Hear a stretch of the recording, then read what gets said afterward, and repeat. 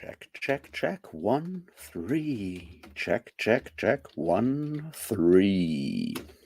I hope you can hear me, and I hope there's actually someone watching.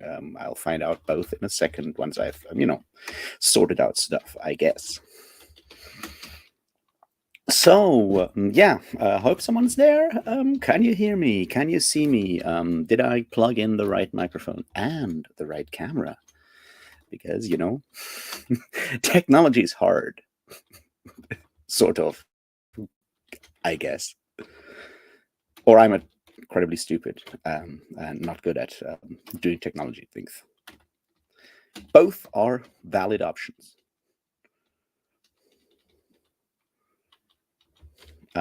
Yeah. Still loading stuff here. If I were like a professional live streamer or anything, I should probably get like a starting screen and all these like fancy things. But then, I'm not very professional. So I guess don't have to do without any of that.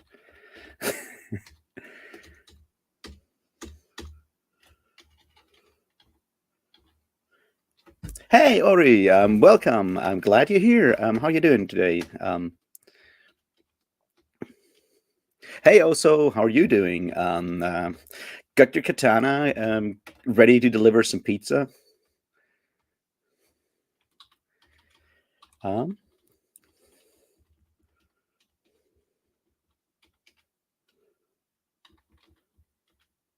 Hey, Jerome, how are you doing tonight? I hope you sorted your live stream out. This terrible, but otherwise fine. Yeah, I can imagine that. Yeah, must be kind of tough to keep sane over there at the moment. Yeah. Anyway, let's get this all started by doing the thing that I always do, which is drinking alcohol, I guess, or at least beer. Anyway, cheers, everyone. Let's have a bit of a fun Friday and, talk about books and the world and stuff.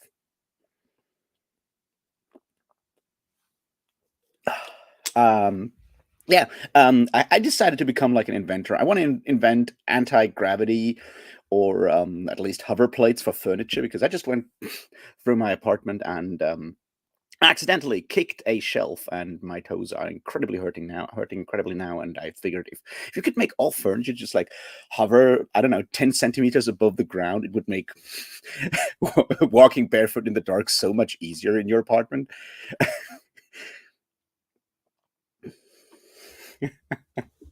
Oh yeah. I know you talked about just about your twisted ankle, Jeroen. I hope it gets better soon. How did you end up twisting it? Was it like a sports accident or just like general yeah, well, walking is hard kind of a situation?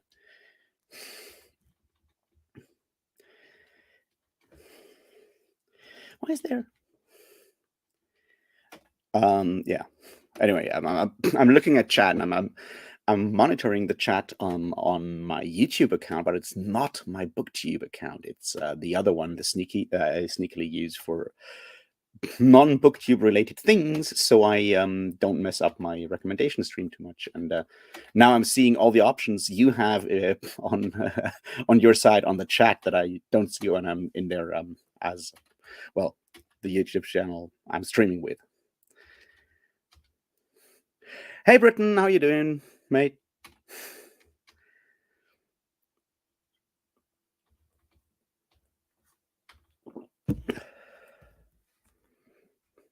Oh, yeah.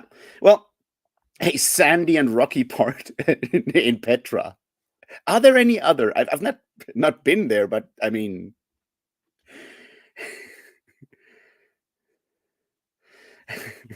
I figured all of Petra is basically sand and stone. I mean, that's kind of what the place is known for, right? Anyway, I hope you get better very soon. And I mean, twisted ankles just take a while to heal, I guess. Anyway, yeah, not much really interesting to talk about. I was Yeah, earlier today, my subscriber count went up to 1.18, and now it's back down to 1.17. So I don't even have anything to celebrate, which is fun. But I tried not to look at those numbers. It just was interesting. I was looking at it earlier today, and I was like, "Hey, what you gonna do? What am I gonna talk about today?" And then, yeah, I was like, "Wow, I can brag about reaching this magical number of 118." And yeah, no, I can't.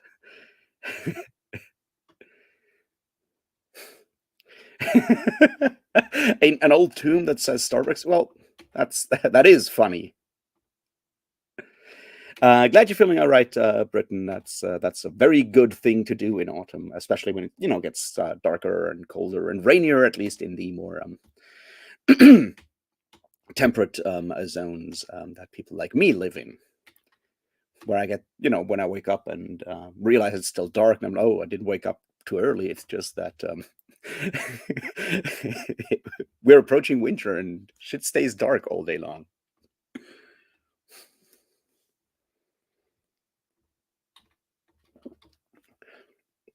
So anyway, that's sort of where I'm at right now. I have finally gotten around to reading Hild by Nicola Griffith, and I'm incredibly happy. I enjoy it immensely. It's a great book. If you haven't read it yet, want to see how you can actually do 7th century Britain justice in a historical novel. Yeah, this one's the one, especially if you have, like me, already read, or in this case, reread even the Venerable Bede's ecclesiastical history of the peoples of England. You can very much see how she does adapt and include the few sources that we actually have about that time, and it's a masterclass in how to write a brilliant historical fiction. At least that's what I'm getting from it so far. And I'll definitely make a video about it once I'm done, and then I'll jump right into Miniwood and I'll do a video about that, and then, well, the sky's the limit, I guess. But that's all the sort of like reading I've done that could potentially count as fiction reading, because I don't know, the last weeks have been weird in a lot of ways, and I haven't been as productive when it comes to reading. I haven't read as much, is my point, which is a shame. Although I did reread The Golden Bough, and yeah, it's still as fun as ever. It's still as wrong as ever, but it's highly entertaining. And if 19th century anthropology is your kind of thing, then I highly recommend at least looking at it from time to time. So, yeah, I'm aware of the fact that no one knows when that third book will come out, if ever, and the I mean the was it like a decade between the first two books? I think something like that. But yeah, we'll see if and when that comes out. But I feel like it's easier to do with this kind of series. I think it's easier for me to go like, well, book 1 to 2. After book 1, it took like a decade for a second book to come out. I guess I don't get nervous if the book isn't out next year. Whereas if you start, if the break between the pause between the first and second book of a series is just a year or two, and then suddenly you were 15 years later and the Doors of Stone still hasn't been released, or in another case, the Winds of Winter still isn't out. That break feels sort of more it feels larger than it might be, simply because we get used to sort of like rhythms, or very quickly, and it's like, oh, so the first book came out in 96, then the second one in 98, then the third one in 2000. Now, or it was like 94, 96, 98, or something like that, with a Game of Thrones, Clash of Kings, and Storm of Swords. It's like every 2 years, every 2 or 3 years, you get a book by George R. R. Martin, and then suddenly the breaks get longer and longer and longer. It, I think, it's easier to get annoyed and get impatient in that regard. So I'm not exactly expecting anything Hild related from Nicola Griffith in the next decade, which is fine. I'm sure if she writes something else, it would also be brilliant. So there's that. Are they doubling in size? I mean, the audiobook of Menowod is longer, is 5 hours longer than the audiobook for Hild. I haven't checked the page numbers, but since they're both narrated by the same person, I think it's more like, yeah, I think I can compare them, but yeah, they get longer. But that's like another thing that with so many writers, there's maybe it's feature creep or whatever you want to call it, but people starting a series tend to get more valuable in later in later volumes. I think. I mean, you can see that with the Malazan Book of the Fallen. You can see it certainly with Game of Thrones. Well, partly at least. Yeah, with although Feast for Crows is shorter. You can see it with the Wheel of Time series, definitely. I'm not sure about Stormlight, but because those were like huge to start with. But in general, you can see authors getting maybe carried away with the success of being allowed to write a second book, that they tend to write more. Or maybe it's just that stories oftentimes start with like one sort of plot, and then they branch out and branch out and branch out and hopefully come together again. But once you're beyond the first part of a series, you suddenly have that moment where you have to pack in much more because the story has grown.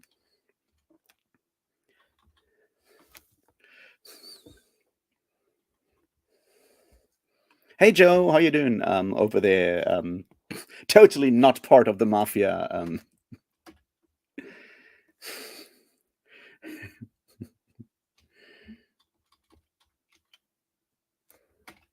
Well, that's an interesting thing. So, Joe, you as someone who has written multiple books in a series now, do you find yourself facing that problem that your books get longer from book to book within the Griffin series, the Hybrid Helix series, or is this are you free of that specific writer's problem? Hey Kadya, how you doing? Glad you could make it on a Friday. I hope the next one will be a Saturday again, but I got to play Dungeons and Dragons tomorrow in person with people, like we did back in the days when we were still hunting mammoths and playing Dungeons and Dragons with dice we had to chop ourselves out of their mammoth tusks back in the day, before the plague or whatever. Yeah, Kraken might break your brain. Have you reached the wonderful part yet where they do some auguring, looking at the future through city magic? Because I love that idea. It's just so cool. Just as the Star Trek wizard is really cool, but the Star Trek wizard is the Star Trek wizard.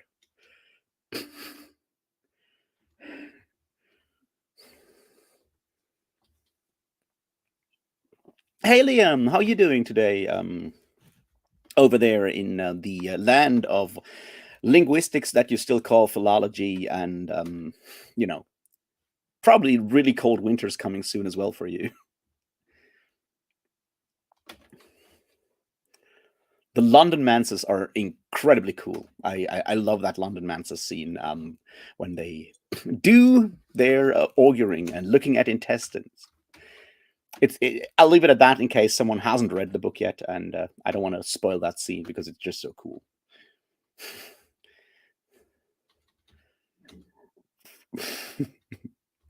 Yeah.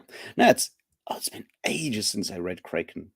Should probably go back and read it again because it's been a while, and I tend to forget things. I know it has knuckleheads, lots of knuckleheads, cold knuckleheads. I mean.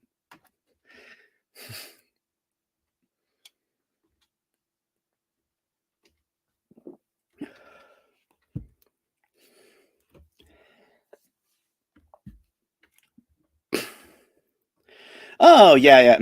You You know that there's a thing about snow that is so fascinating. It's like you'd expect people living in climates where it snows in winter regularly to be able to drive in snow and know how to drive when there's snow on the roads. But every year the first snow hits, you have the same thing and people start all over again. It's every year, and I have no idea why that is, but like just something that happens, I guess. Part of human nature that the parts we use in our brains for driving in snow just get overwritten every time spring comes around. Maybe there's like there's a fairy going around or something that takes that away, and suddenly you're like, oh, snow! I have no idea how to drive in that.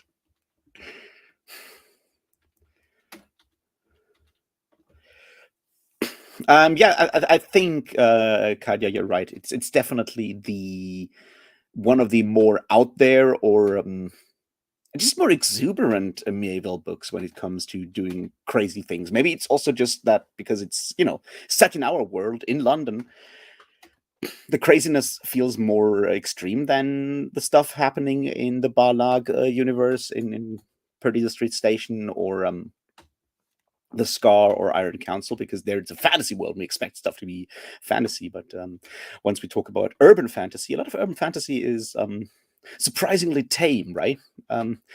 Not as crazy, and Medieval just goes and does bonkers shit in there.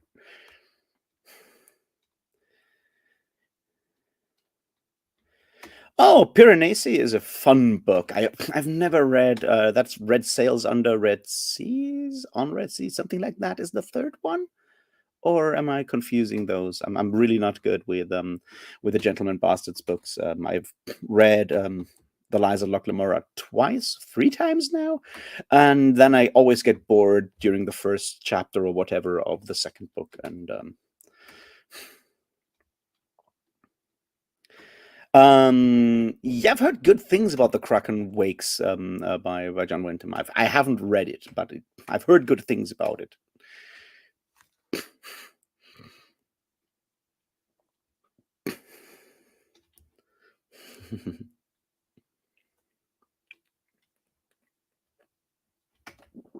Okay, that's good to know. But has it gotten harder to keep them under that length for you, or is it something that just is like the sweet spot for you, and you feel like after I don't know 110,000 words, the story has been told?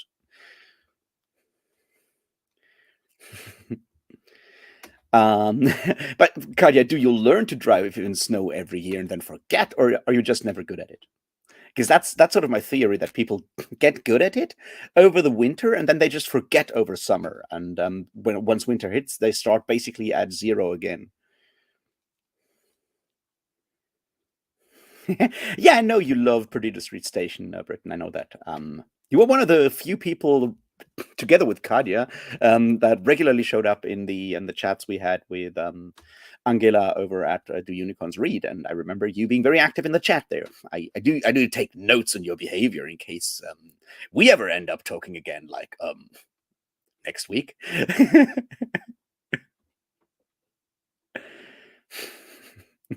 Oh yeah, Data the Triffids is also really fun.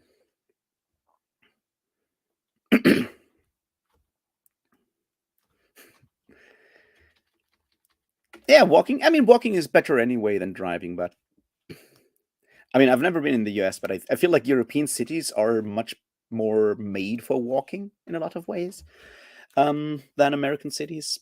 At least, the distances are just shorter. I can walk everywhere in this town. I mean, I hate doing it because I live up on a hill, and that means that going down is fun, but walking back up here is pretty painful. It's a pretty steep hill, actually.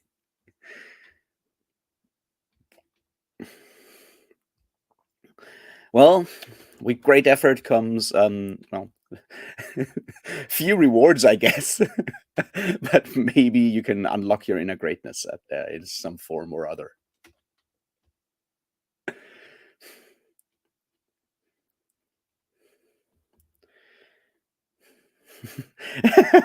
Yeah, well, at least we do have hills. That's true. I've yeah. We realized recently, a fun thing, a fun fact, that the highest point in Belgium, or like close to Belgium and the Netherlands, is really close. Within walking distance from Germany, you can walk to one of the highest hills in that area. It's and it's, I don't know, 100 meter or something above sea level. It's yeah. You guys over there in the west have a very flat country indeed.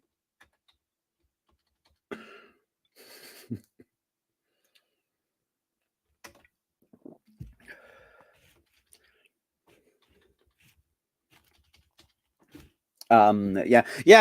Well, I mean, the chat is still up there, Britain, if you want to watch it. So you can just watch it and then write long and angry comments in all caps down below, and that will drive up engagement. And as we all know, engagement is what keeps YouTube afloat. And when YouTube is making a lot of money, they are well beneficent enough to allow us humble creators out here to make videos on their platform and take up some of their valuable servers and bandwidth.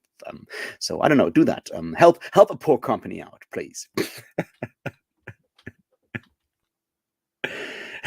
Lowlanders, yeah, definitely. I've been to both to the Netherlands and Belgium multiple times, and yeah, it's very flat. Denmark, the same. Europe gets very flat in the west and northwest.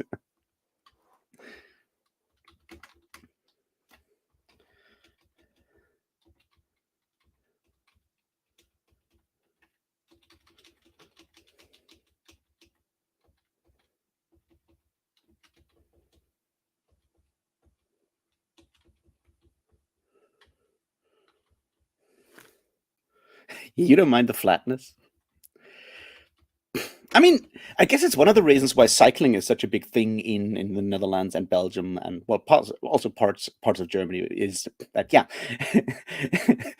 riding a bicycle is much more convenient if you don't have to go uphill and downhill all day long.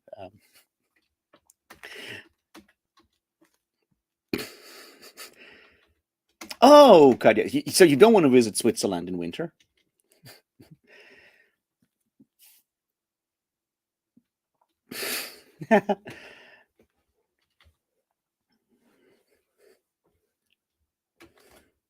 Oh, that's a deep cut there, Liam. But yeah, okay, Finn, that's a nice name.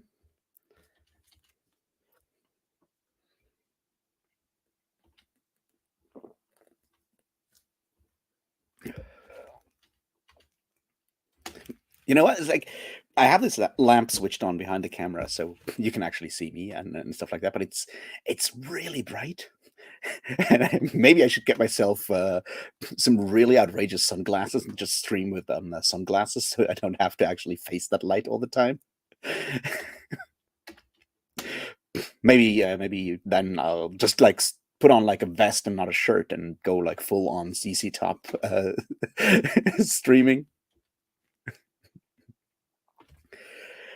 Oh wow, that's a really cool thing, Liam and Britton together. So yeah, guys, check out Britton's channel, and I assume the conversation will be out sometime next week. Usually, there you drop your Hangout Hour podcast things on Wednesdays, I think Tuesdays or Wednesdays. I'm not good with times and stuff, but usually. So yeah, check that out. It's going to be a very interesting conversation, I'm sure.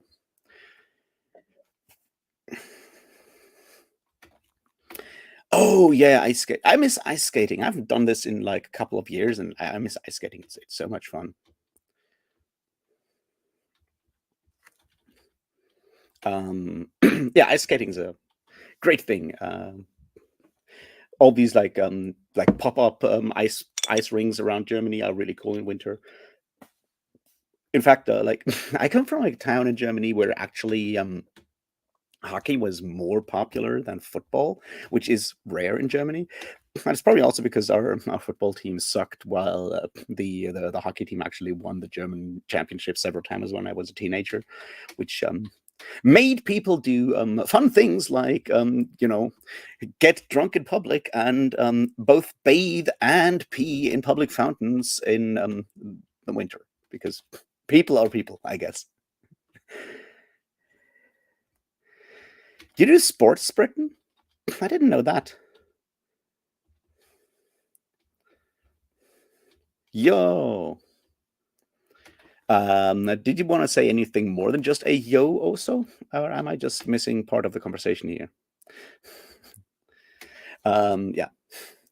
It's one of those things that you guys don't realize. Like, when I'm reading chat, I have my screen reader read chat to me, and it's listening and thinking at the same time is not one of my strengths, because I'm not good at thinking, I guess. And when I have to talk and think and read and listen at the same time, yeah, nothing of value will come out, I assume.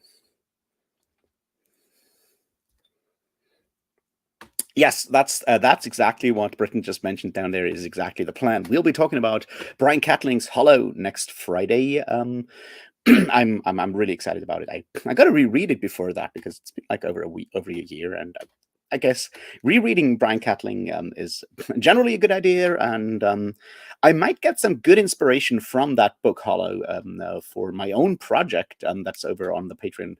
I'm so slow at stuff these days. I was supposed to finish another Patreon post for my project, which I'll call a secret project. But those of you who are part of the Patreon, which are, I guess, half of the channel, half of the chat right now, yeah, it's like I made the claim that I will write a novel, and we will see how that goes. So I'm currently documenting my thought process of what I'm doing and why I'm doing it, and I wrote another like 2,000 words, almost 2,000 words blog post, and I just need to read it and maybe re-edit it in parts, and then I'll put it up on the Patreon, and all of that will be made public once I fail completely at the project or succeed, which I guess is the less likely option there, and we'll see how that goes. It's just a fun thing. I was challenging myself to figure out whether I can actually write a book, and then I'll document the process and document how I'll actually do what I'll do once I finish a first draft, and how scared I am to actually show it to anyone to hear their opinions, because that will definitely be devastating, and then I'll do all these other fun things about it. That's the idea, but I'm really good at making promises to other people and breaking them. It's in that regard, I'm already almost on Pat Rothfuss's level. I'm sitting here talking about writing on a live stream, so there's that. Look out for my upcoming charity. I don't know how to call it though. Maybe World Drinkers or something.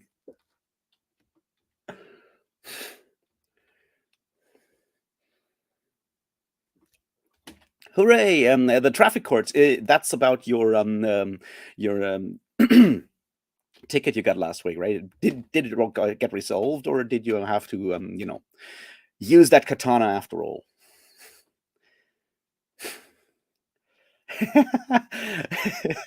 Yeah, I remember you talking about Hollow, talking to you about Hollow some like year ago or over a year ago, Jeroen.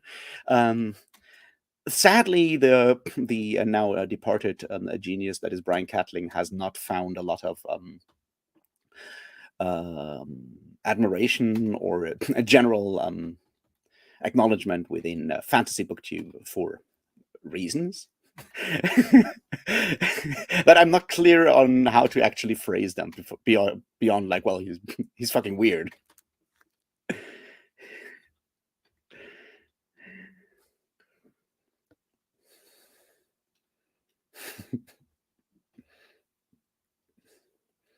Oh, you have to meet with the court officer? Well, better pack that katana. It will. I'm sure it will help your case no end if you show up to a meeting with a court officer with a katana. I can't see anything go wrong with that.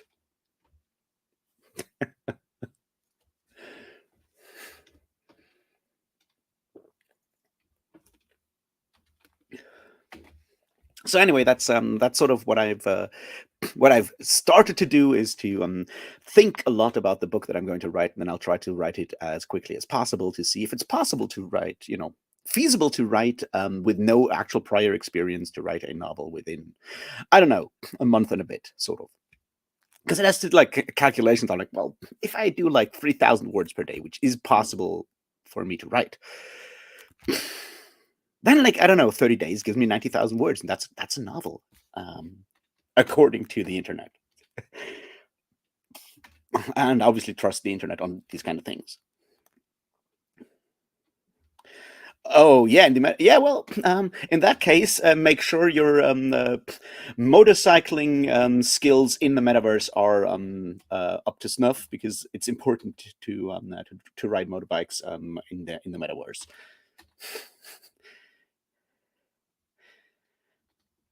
I don't know if I would call it sword and sorcery, Jeroen. I feel like I love sword and sorcery, but I'm not sure if I can write or want to write one. It's Also, I'm not sure if sword and sorcery. I feel sword and sorcery really lends itself to the short story, not something longer. I don't think like many of the sword and sorcery novels I've read. Like I think usually, I don't know, they're not that good. I feel like the maybe it's just because the whole like pattern has been so influenced by or the form has been influenced so much by like pulp stories, that I just connect. When I think for sword and sorcery, I think about something that's maybe 20, 30, 50 pages long at the longest. I'm like, yeah, that's a sword and sorcery story.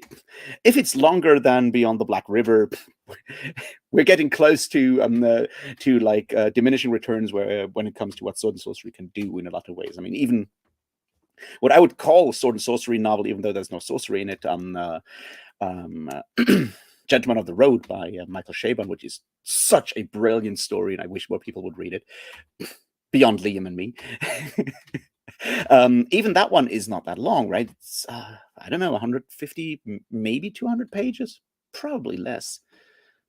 And I think it's so yeah. No, I'm not thinking sword and sorcery. I want to. So I have a thing in my brain where it's going to go, right? Like I can talk about this here because no one watches these live streams afterwards, so no one knows. Now I want to keep this, sort of close to my vest for now, and not make it like a huge public thing, because I want to fail before I go public. You know what I mean? But since this is very private, we can totally talk about it. I have an idea, and I want to make it feel more European. Um, it, realistically, late medieval European in a way, because I feel a lot of fantasy has this feel, or like a lot of traditional fantasy has these like settings that feel incredibly or that people think of as medieval. The same with like a lot of fantasy settings, role playing settings, right? You go to like the Forgotten Realms, and people will go, well, it's a medieval setting. It's like, no, it's not. First of all, I'm not sure if Ed Greenwood really thought of it as medieval, but even if he did or does, I don't think it works. And there's like a quality, I think, to parts of like medieval Europe, especially like Germany, or parts that were, well, obviously not Germany at the time, like Germany, parts of Poland, Czech Republic, the Baltic area. Those places, they have a very unique feel to them when it comes to like how society was at the time, the different religions interacting during the beginning of the Reformation, or even before the Reformation, with the Hussite rebellion in Bohemia, stuff like that. There's a very unique feel to this, and unfortunately, there's very few novels that really, that I'm aware of or that I've read that take that and turn it into something fantasy. There's historical fiction, although not that much either, and maybe because it's not exciting. I don't think that's a correct term, but there's that idea that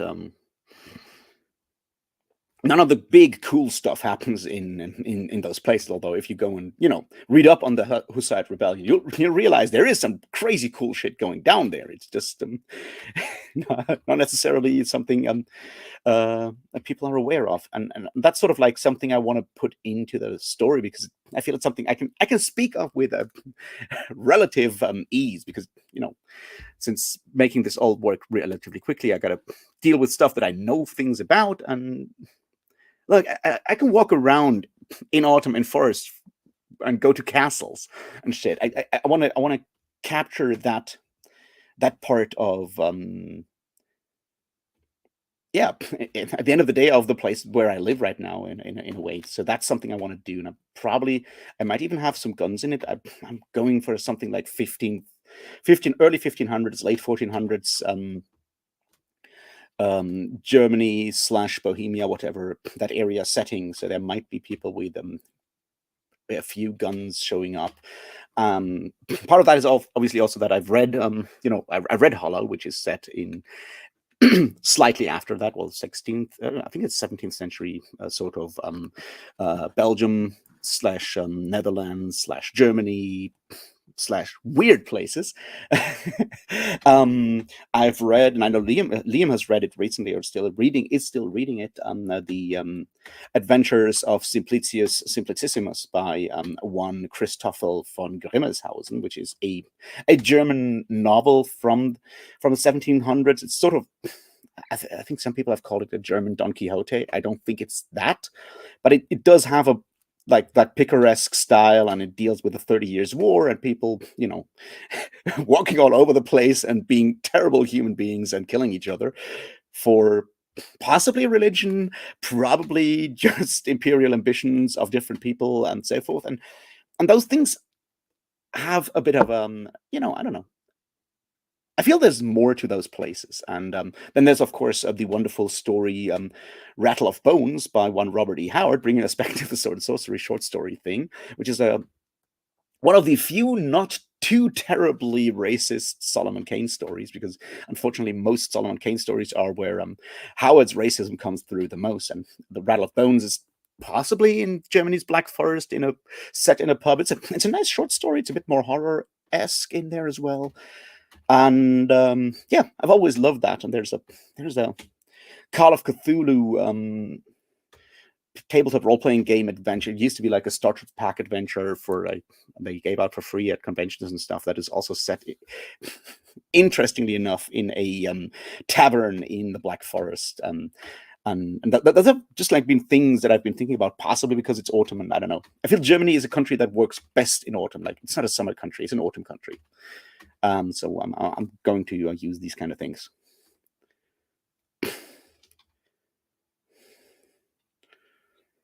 Oh yeah, right. Like, Hollow does include a lot of that stuff with the whole like Flemish Baroque kind of thing, and the de la Grette and things like that. It's really cool.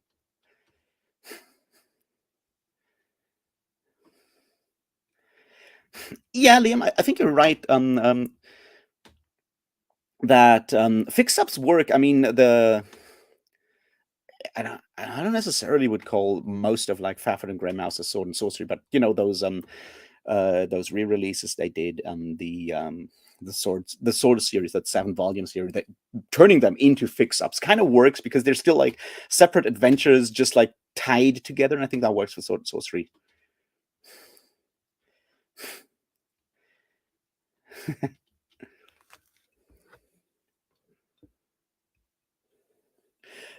Yeah, but I think with Hour of the Dragon, Liam, I think it's exactly because it is written sort of. It was basically Howard going like, well, someone wants me to write a novel for the first time, so I'll just take everything I've done before and put it into one big book, so I can reuse bits.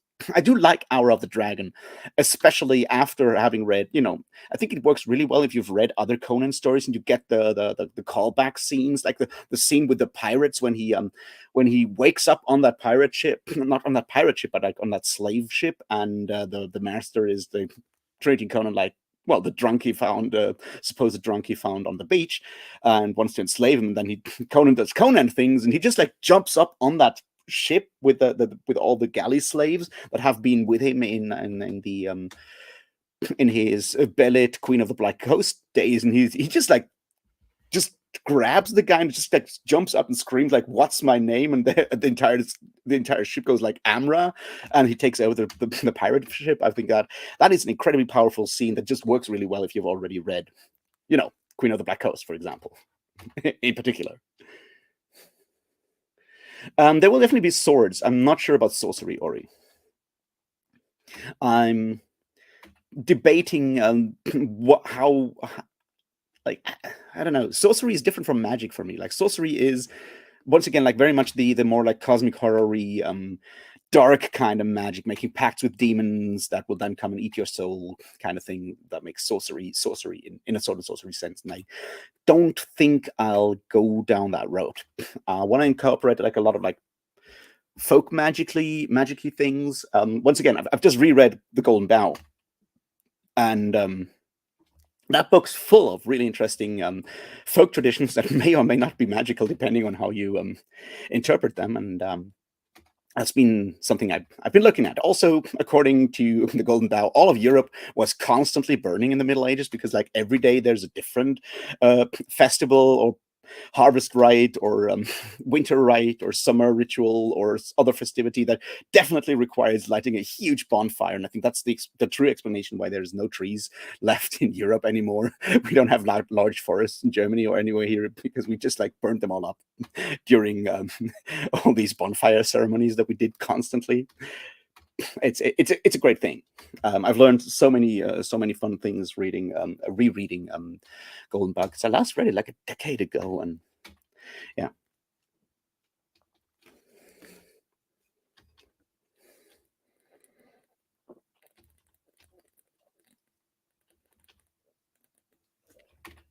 I don't know if Liam is reading Hollow Britain. I know he's been reading the Simplicissimus, which is a great book. It's a really funny book and tells you a lot about 17th century Europe, like the mercenary kind of life there, because well, the author lived through those times. It's not necessarily, someone going, Neil Stevenson writing about the 17th century in the Baroque cycle. Ooh, the knight with the iron hand. You mean Guts von Berlichingen? He's a great guy. There's a wonderful, I think it's Schiller. I think it's Friedrich Schiller, a play about it that does about that guy. Although he's not as cool as he like the reality behind Guts was not as cool, because basically he was a debt collector for other people. But that play by Germany's second most famous playwright of the late 18th and early 19th century, Friedrich Schiller, wrote a play about Guts von Berlichingen, and it's really funny because it does, in fact, include the phrase "Sagt ihm, er könne mich im Arsche lecken," which is a German for "tell him that he can lick my ass" or kiss my ass, basically. So that's high German literature from the late 18th century. Now you know. Nothing has changed.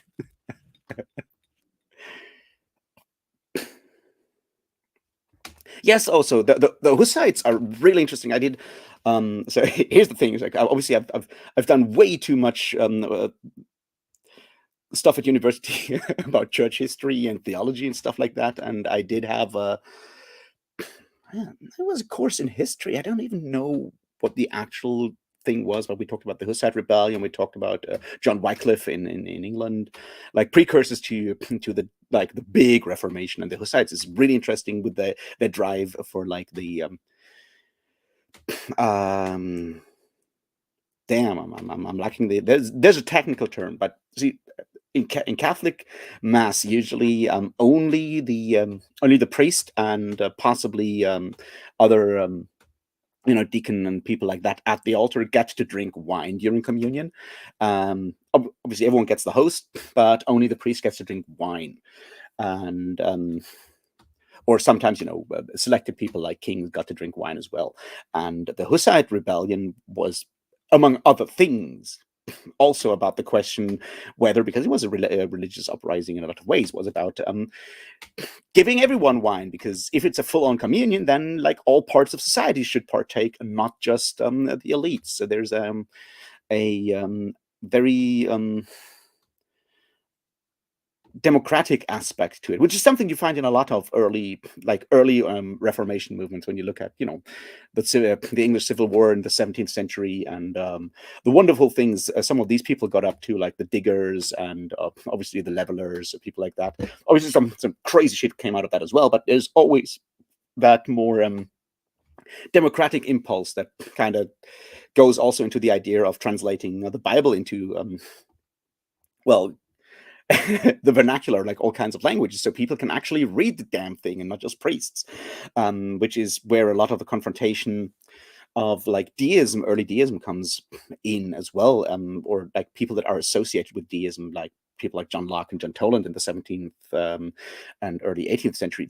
It's that conflict between the dissenters and deists on the one hand, and the High Anglican Church, which is very close to the Roman Catholic Church in many ways, where priests are the actual arbiters and gatekeepers of the knowledge that makes sure that you get up to heaven and not end up in hell. And in early Reformation circles, basically giving that power, or giving everyone the tools to achieve salvation was definitely a driving factor in there, together with other things. Yeah. Oh, you finished the Simplicissimus.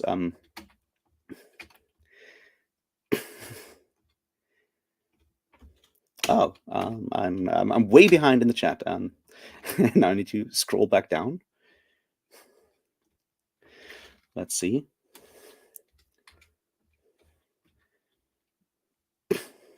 Yes, biggest. I very much excuse you drinking somewhere else. It's fine. Should I ever make it to Dublin, we'll have to drink together there. But yeah, we'll see when that happens. I'm sure it's more like a question of when I'll reach Dublin than a question if.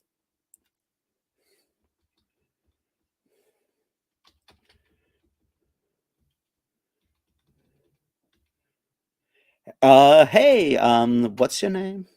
Karask, Geros? Sorry, I butchered that name. I have no idea how to pronounce it. But yeah, hello. How are you doing? Glad to see you here.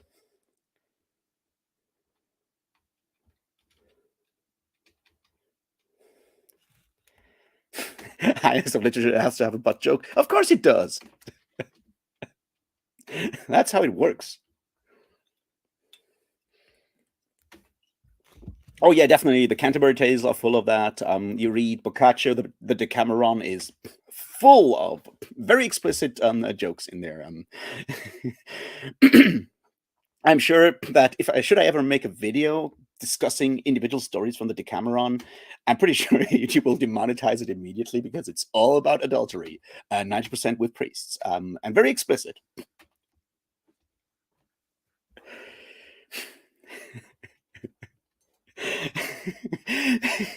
Maybe that's why so many goths nowadays are into like Catholic imagery and Christian imagery. Maybe that's the reason there, that it was translated into Gothic before anything else. Yeah, Beryl. How you doing? We're just sitting here talking about obscure elements of 16th century lay piety, and I don't know what else. Sword and sorcery and butt jokes.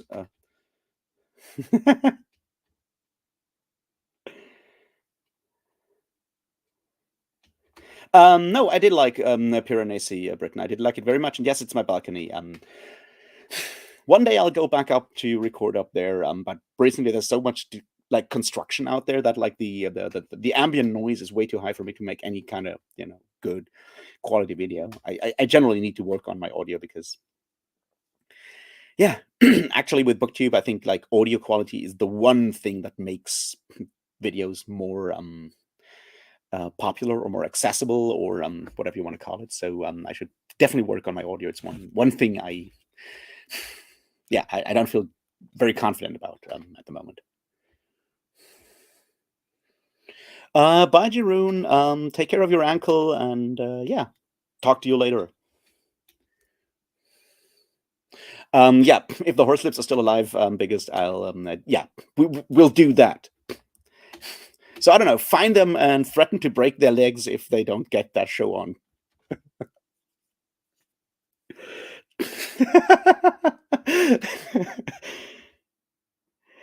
Hey Jared, how you doing?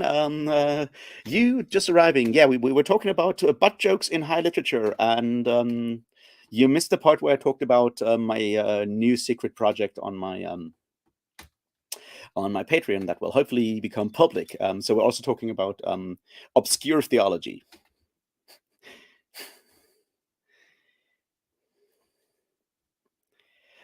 Price of Iron. Hey, glad to see you here. And the entire 16th century is just one peasant rebellion after the other, all over the place. Did you know that there's actually an entire there used to be an entire journal, academic journal for the study of peasant rebellions? It's great. I do know that because I may have done the moral thing and gotten myself an electronic copy of an older one that is looking at the German peasant uprising of 1525. And that's how I found out that there's actually an entire journal dedicated to the study of peasant rebellions. I think it's maybe something we should make more public. I'm sure there's like valuable knowledge in there that we can all use anytime now.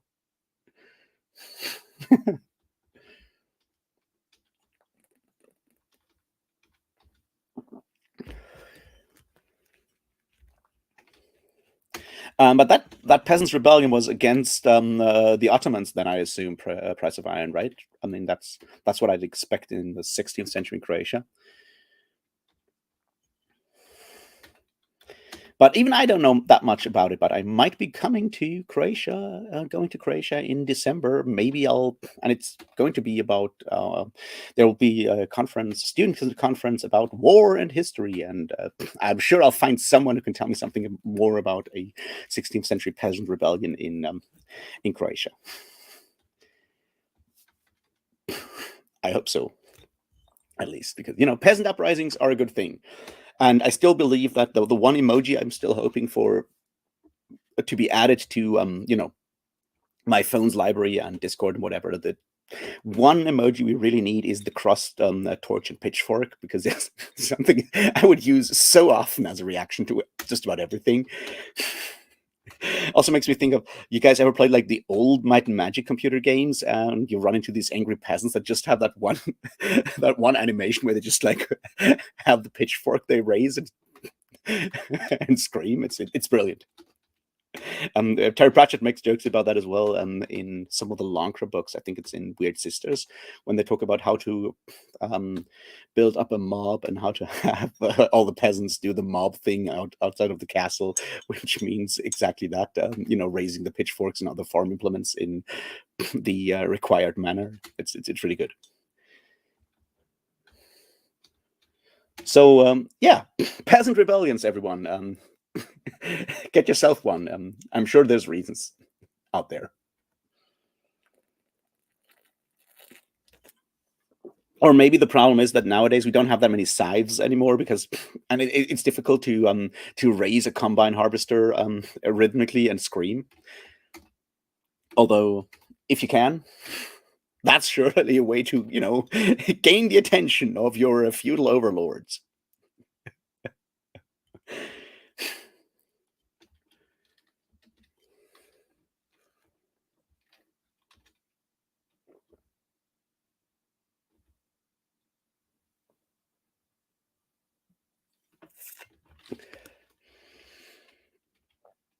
Man, I can't wait to actually play D&D in person again. I mean, it doesn't have to be a D&D, but it's been ages since I played any tabletop RPG in person, around a table, or something like that.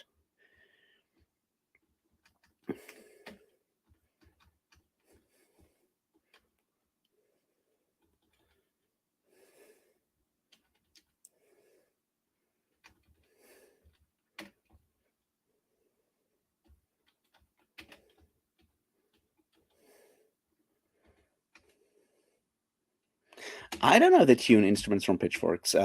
Not that kind of pitchforks. Unfortunately, although one never knows. Maybe that's where you know where all these ideas of using saws for violin bows and stuff like that comes from.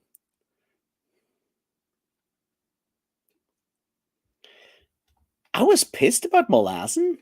I mean, possibly. I've been pissed about a lot of things, but usually I'm more on the positive side when it comes to molasses. But I did do a bunch of videos up on that balcony. I remember that, and I was definitely pissed in some of them.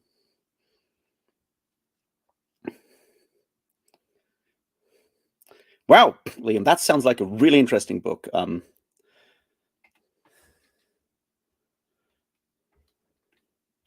That does sound like something I might try to get a hold of because I'm sure I'll learn something in there. Tomorrow we'll be playing 5th edition D&D, Ori. It's an ongoing campaign with my former flatmate and some other friends I've known for ages. I have played just about every edition of D&D. Although 4th edition I only played one day at a game store, like during like a launch event, and we got killed in the entrance of the of the dungeon. It was not a good time. For all kinds of reasons, and I've never gone back and played D&D 4th edition. I've played a lot of 3rd edition, both 3.0 and then 3.5, and obviously other D20 versions at the time. I've spent a lot of time playing Mongoose's old Conan D20 game. I've played some AD&D 2nd edition, 1st edition. I've definitely we tried out some, 1st edition OD&D stuff as well, and then we decided to go with Swords and Wizardry instead because and then I obviously went and played a lot of Tunnels and Trolls, which I technically prefer for like old school gaming. I really love Tunnels and Trolls.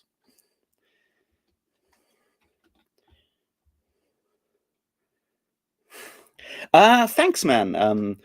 Karosk. Once again, I'm sorry about butchering your name. I have no idea how to pronounce that. So thank you very much. I have another video I wanted to make today, and then I kind of didn't because it may involve a list of books, and I'm scared to do lists of books because everyone does them, and I don't want to be like everyone. It's the I'm not like other booktubers situation that I'm in. But I think I'll do it either tomorrow when I come home from the gaming, or I'll do it on Sunday. And it's a good book. It's a good video idea. I think it'll be about nonfiction and why I think nonfiction is really important for fantasy and science fiction.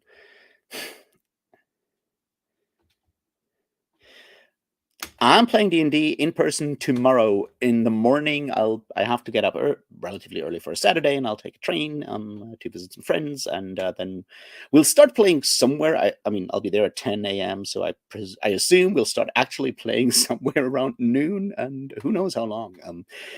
But I'm glad to be back. I'm playing a sorcerer. No, it's an actual like wizard.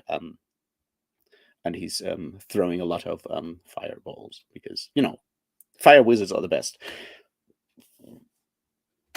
Also, they managed to overpower spellcasters so much compared to older editions. So I'm glad this is the first time I actually decided to play a wizard and not just a barbarian or paladin, which is usually what I play.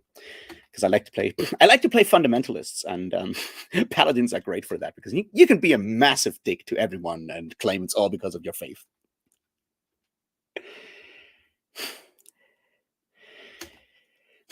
Oh, you mean the videos where I talked the time they tried to cancel Stephen Erickson? I got pissed off about people trying to do that. Yeah, I was really angry about that one.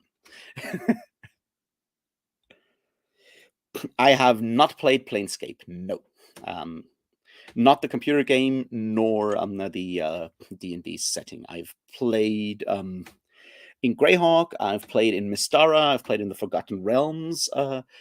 I've played all kinds of other role-playing games.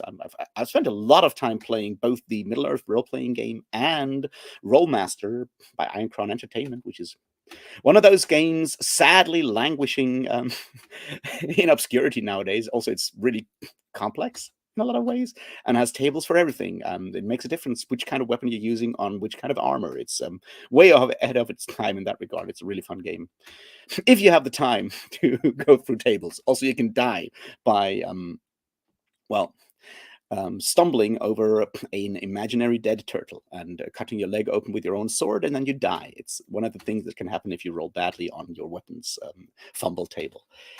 It might be even more deadly than Warhammer Fantasy in that regard.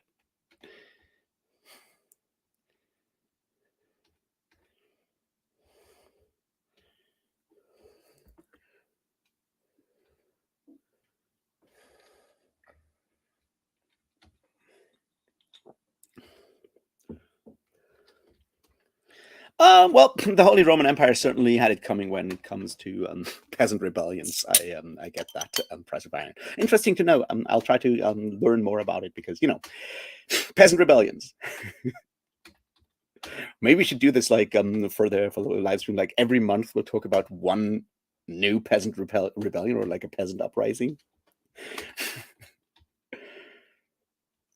I have avoided watching Critical Role, Britain. I don't know why, but I have avoided it. Yeah, I have no defense there. I just haven't watched it. Maybe it's just that I prefer to actually play or run games compared to watching other people do it. I guess that's part of it. Because I feel a lot of it is a lot of the fun for me with Dungeons and Dragons comes from being in that situation. A lot of the stories people you have this great experience at a gaming table during an adventure, right? And then you tell other people, and they're like, "Well, yeah, I guess it was cool." And this like you have to have been there is an incredibly important part of that. Like I remember we played Fading Suns, which is another one of these really fun games that only few people know about. I know that Peter from Jolene's Discord knows about it and has compared it to Christopher Rocchio's Sun Eater series. It says it's basically Sun Eater is basically Fading Suns fiction. So there's that. I haven't read the Sun Eater, so I don't know. But so we played that. It's a science fiction, science fantasy, Star Warsy, whatever you want to call it. It's medieval shit in space is what it is, basically. And we played some exploration of like a downed spaceship, and there was some occult stuff going down in that spaceship, and it turned like it managed that day managed that really scary vibe that you want from like a horror game, and that it's so difficult to achieve and to explain because everyone has to be in the same situation at the same time. And yeah, you can role play like improv to like an audience, and I think that's sort of like the issue that I have with stuff like Critical Role. Is like either you play for yourselves as a group or you perform for an audience, and they're two different things. And in that situation that I was talking about, right, like it was scary. We were playing in like a public place, like a youth club kind of thing where we had a room to play with in, and like we were like doing something. Someone else walked through the youth club and just opened the door to the room because he wasn't sure what was going on in that room. And like everybody jumped in that situation because we were so in the game and so scared. But that's the point. I can tell you that experience, but you will not understand that experience. It's just not there. And I think that's partly why I'm not so enticed by watching other people play. But I know a lot of people do, and I think either as an introduction to the game, or if you can't play at the moment because you don't have friends to play with or don't have like a group to play with, playing like the vicarious feeling of watching other people play can be fun. Plus, of course, if you have a good group of really good improv people that can make a great performance, it can be really fun and engaging. But I don't know, I'm rambling.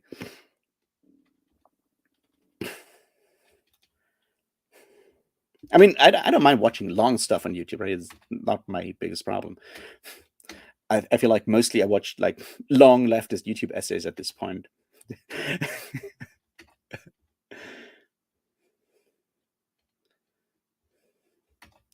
Yeah, it's just like everyone has on BookTube is reading Sun Eater. I haven't because I'm scared I will not like it, and then I'll be the one out there claiming that it's bad, and everyone will hate me even more and I don't know if I want to do that right now. Also, there's enough other books out there, but I'm sure I'll get to reading Sun Eater at some point, maybe next year or whatever. But I know a lot of people love it, and I'm wondering, is it really good, or is it because, for a lot of people that read Sun Eater, I mean, obviously I know Liam likes it, and others in chat do like the Sun Eater books, but I feel like oftentimes the praise it gets feels like the praise someone like Dan Simmons gets for Ilium or Olympus or whatever, and it's like, yeah, look, these books are amazing if you haven't read a lot of other stuff, but once you've read other books, you realize they're not that much different. But like your first serious fantasy book kind of feels amazing, right? And once you've read a lot of them, you're like, well, actually, Eye of the World isn't a masterpiece. But if all you've read before was the Dark Elf Saga by R.A. Salvatore, The Eye of the World will feel like an actual serious book. So I'm wondering if that's something that's going on with Sun Eater, or if it's actually doing something uniquely brilliant that I will be able to understand, which, I might just be the wrong audience or either, because, I'm not an easy audience to please. And I wish I knew what what kind of books I really like, so I could actually decide beforehand to only read good books. I know that right now, definitely Nicola Griffith has something in her writing that really, really, really works well for me. And I'm trying to figure out what it is. And I feel partly it's her feel for language, both in Spear and in Hild, and even in So Lucky, which I think is a brilliant book. If you want to learn about chronic illness and how the struggle with chronic illness, or how to deal with the fact that suddenly you're losing agency of your life, that's a really powerful book. I highly recommend that one. I think there's a lyrical quality to her prose, like that sometimes feels more like poetry. There's a feeling for like the rhythms of language, the way sentences flow or don't flow, that is very, very strong with Griffith's prose, that I really admire. It works really well.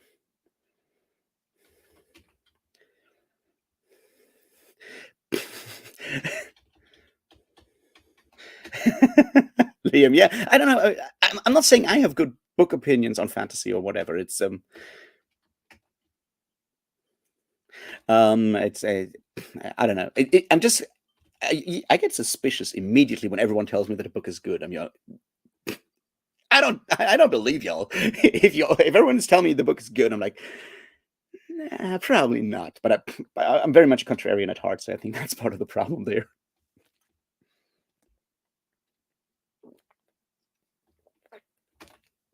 I don't know if I get gratitude for soldiering through Wheel of Time. But my point with Wheel of Time was, like, I wanted to be able to criticize it, and it's easy to have opinions about something without having read it. It's like a lot of the criticism that I could have made, and I'm still, a lot of the things I criticize about Wheel of Time are things I could have probably made without having read the books. But then I'd always leave myself open to someone going like, well, but he does change that thing in book 13. I'm like, well, A, that one was written by Sanderson, which is why all the fight scenes are way more video gamey. And B, yeah, I feel like having read the entire thing makes my criticism, I don't want to say more credible, but at least founded in, I've done my due diligence. There is my point. That's something that is important to me when I criticize books or series. I'm like, nah, I'll read the whole damn thing, and then we'll see what happens.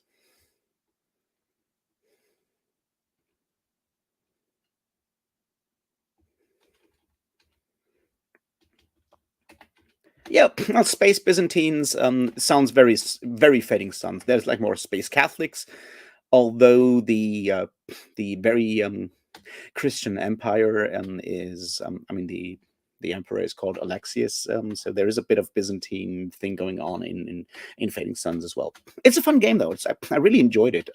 It also has it's also like not very original. It's like a bit of a your 90s kitchen sink role-playing game settings, like Deadlands, which is one of my favorite role-playing games of all time, is Deadlands. It's incredibly fun to play. Plus, I mean, I don't know if you get away with writing something like it in the 2020s. because it's certainly very insensitive to a lot of cultural issues and stuff about the West. Although it tries to, make sure you understand that this is a party fun West, and the real one was very genocidal and so forth. So there's that going on there already. But I feel that maybe I can appreciate or enjoy something like Deadlands more because I'm not an American. Like I don't live in America. We have our own cultural baggage and historical baggage. Don't get me wrong, but it's a different one. Plus, I don't know, for some reasons, Germans really love westerns. Like Germans love westerns, especially the unrealistic ones. But then again, we have obviously we are the country of Karl May, the German Western writer who never went to America. Oh, he went to America like late in his life, but he claimed to have been in the West and wrote these bonkers books. But like every German kid grew up on them up to like I guess up into the 80s or something.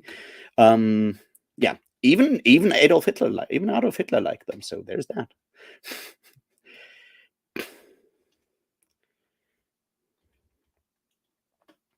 Oh, Daniel Green. Well, yeah. Um, I don't know. The question is like, if he's reading it, will he actually make videos about it? Because when's the last time Daniel Green actually made an actual book review video? Like, I mean, he's done the thing on Fringe, and he's doing his like fantasy news and stuff like that. He's done like his Wheel of Time rants. He's done the like getting drunk while reading TikTok fantasy books. I guess. Keep forgetting he read Fourth Wing and something else that I already forgot which one it was. But so he's doing those kind of things. But I have no idea when he did like an actual book review for the last time.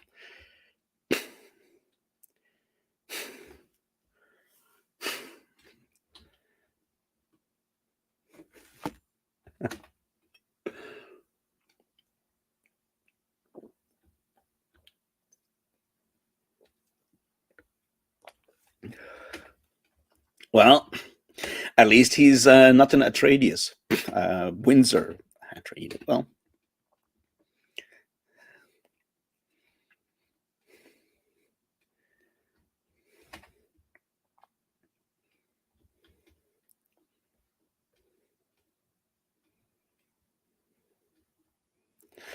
I don't know.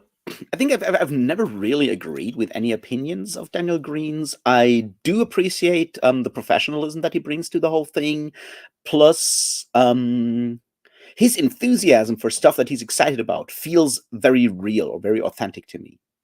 In the same way that, say, Murphy Napier's enthusiasm feels real. It's like I like seeing people get excited about books, and those two clearly have a love for books that they can communicate in a very infectious way. I appreciate that. Um, yeah, it's fine to not like Dune. There's certainly criticisms you can have for Dune of Dune.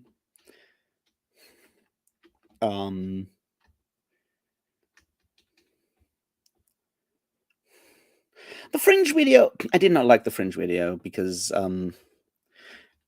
but that's a me thing. For me, it felt too much like being just a recap of the show. And at the length that he has, like that video has, like, well, I could just go and just watch Fringe at that point because there was very little like analysis going on. It was more like just like summarizing the individual episodes and so forth. There was very little like analysis of themes and how that goes, and that's something I personally like. But I can see. I mean, it was definitely a new thing for Daniel, and I appreciate him trying to do new things. Um, but you know, it wasn't Lindsay Ellis is my point, I guess, when it comes to like media analysis or movie analysis on the internet.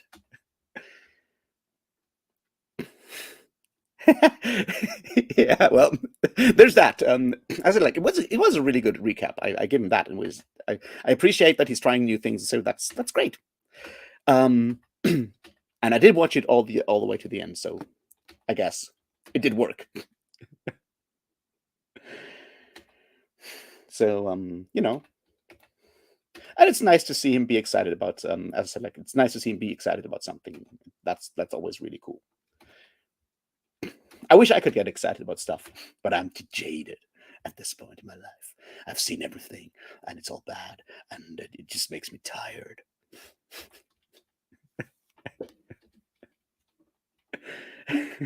I assume.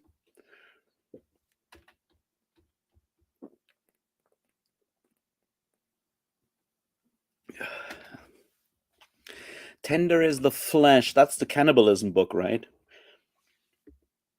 I don't know. Maybe I'll read it.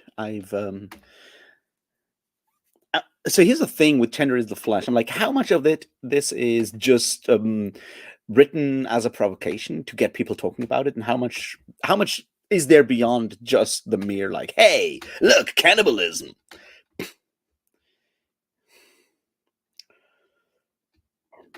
Well, Liam, here's something I can do for you. I can convince you to write. Liam, go write. I want to read whatever you're writing at the moment, and you need to get them words down, right? So go write something. And thanks for stopping by. I really appreciate that. It's always fun talking to you and having you show up. I always appreciate it. And I'm looking forward to your chat with Britain, which I don't know when it'll be up, but I'm sure to watch it. So there's that. And now go write. Someone has to. I'm surely not writing at the moment, so.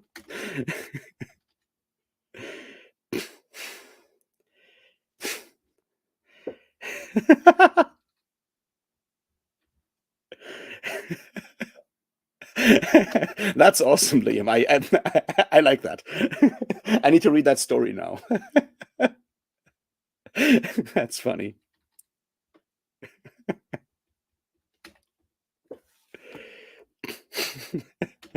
Bye, Liam.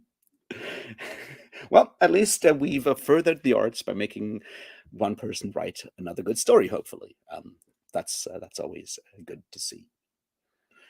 Let's see, and that's I think part of like the issue, right? With me trying to have a foundation for my criticism, like with Wheel of Times, it's sort of the same thing with the me trying to write a book kind of thing. It's like, how can I go and be mean to all the self-published people, self-published fantasy writers and fantasy authors that seem to be the only non-Nazi people on Twitter if I go on there these days? And it's like, how can I be mean or dismissive towards those people if I haven't tried to write a book? Because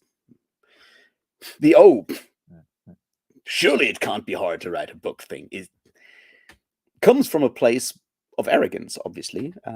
So and I do very much believe that it's possible to criticize things that you haven't personally experienced. But I also feel that gaining more knowledge is a good thing.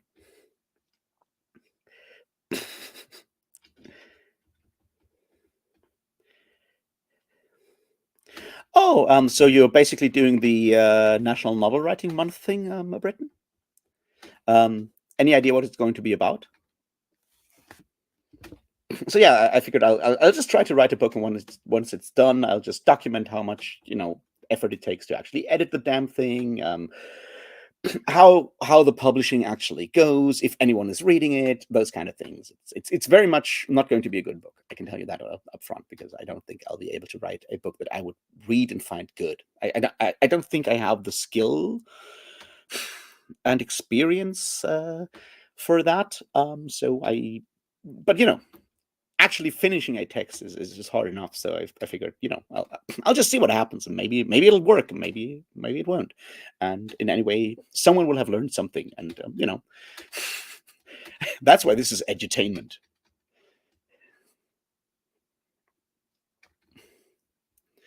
Well, Jared, I did write a thesis on computer science once at university, but it was in German. It was like, I don't know, 100 pages, including lots of graphics and shit. So I don't think it counts. Maybe it's a graphic novel. The plot wasn't very good, though. Pretty solid exposition, though. Oh, cool, Western, nice. What kind of Western? Like more like the anti-Western, the more like gritty, darker post-Western kind of thing, or are you going full on uh, white hats versus black hats, guns blazing kind of thing? There's been like a discussion or a short discussion on like like the parallels and connections between westerns and fantasy on the Unabridged Burners Discord recently, and there's so many parallels there, and obviously very good fantasy writers like Robert E. Howard did write a bunch of Western stories as well, and there are a lot of interesting parallels there. So I think maybe readers of fantasy are more qualified or able to write fantasy, write Western, because a lot of stories are similar. I don't know. Um, well, from your name, I assume that will be Oklahoma. Uh, Certainly enough grit there. I'm pretty sure. So there's that. But you're going like for full on realism, like historical realism kind of thing. Like, hey, this is 19th century whatever town there is, and stuff like that.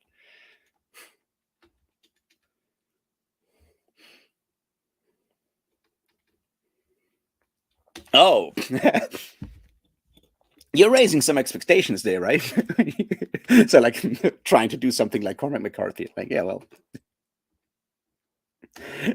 maybe go a bit lighter on the dead babies hung in trees thing. That I don't think that needs to be done again.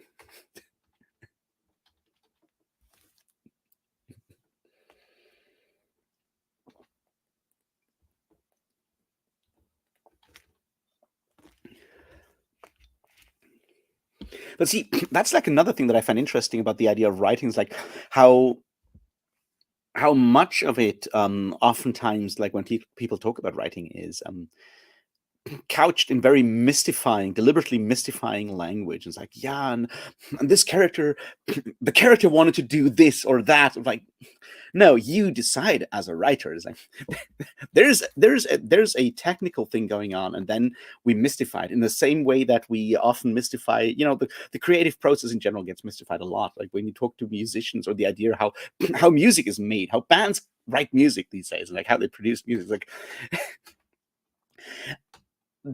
there may be situations where people, I don't know, have an inspiration and then just like go and do the thing. But I feel like for a lot of people, it's actually much more difficult. It's much more like hard work and, you know, trying out different things until they feel right and click and so forth. And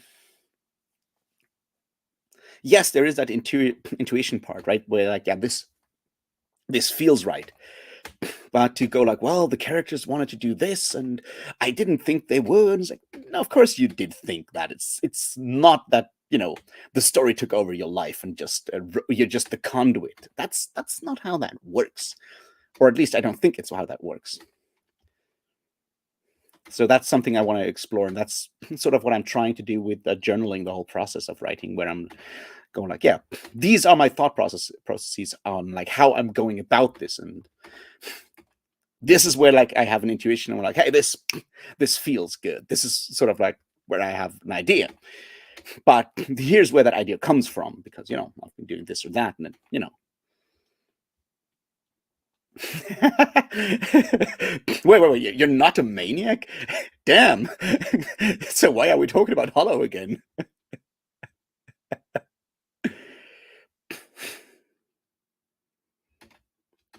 Oh, nice. I didn't know you had stories published. So you still writing for yourself, or you just like stopped writing stories, Jared? That's an interesting thing. Wasn't aware of. Yeah, I think like playing it loose with the facts is a good idea, because the closer you get to the facts, and I think that kind of ties into the video about realism that AP recently made. Good video, a really interesting video.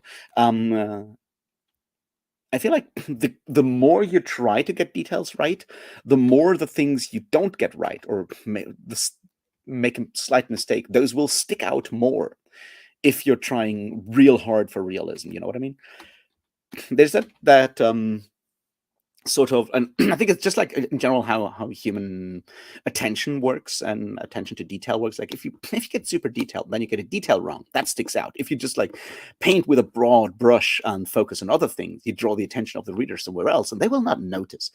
There's that thing with Casablanca, right? Where when you watch Casablanca, the movie, and you pay attention, there's a bunch of really big plot holes and mistakes in that movie. But you don't notice if you just watch the movie for the first time. And even at the time, the director was like, well, yeah, there's issues with this story. We'll just make it so fast that people won't notice. And it works. The make it so fast people don't notice, I think, is one aspect of that. And I feel that the idea of, playing loose with facts and stuff like that does help in the same way, because once you get down to like really nitty-gritty details, like, yeah, you detail the fastenings on that leather harness, some weird nerd for medieval armor will come along and explain that you got them wrong, and that they're definitely the wrong kind of armor for the kind of period that you're going for. And you can avoid it by just going like, well, he's wearing leather armor, and the fastenings are of chitin from big magical bugs. There you go. And no one's got a leg to stand on when they criticize the realism of your armor at that point.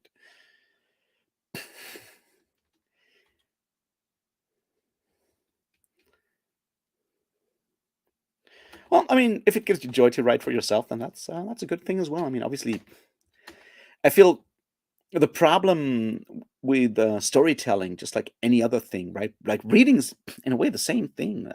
Right? It's like as soon as you start doing something for a living, as soon as it becomes a job, there's all these pressures about making it financially viable and all kinds of stuff. And suddenly there's all these added pressures that will suck the life out of what you're doing, because creativity needs freedom. Because creativity is like play, right? Play needs that place of freedom, the lack of external pressure, right? You can play when there's no external rules or things that kind of you know build rules around what you're doing. And as soon as you got to sell a story, you got to make sure that the story you're writing is selling. And the same goes for music, right? As soon as it becomes a job,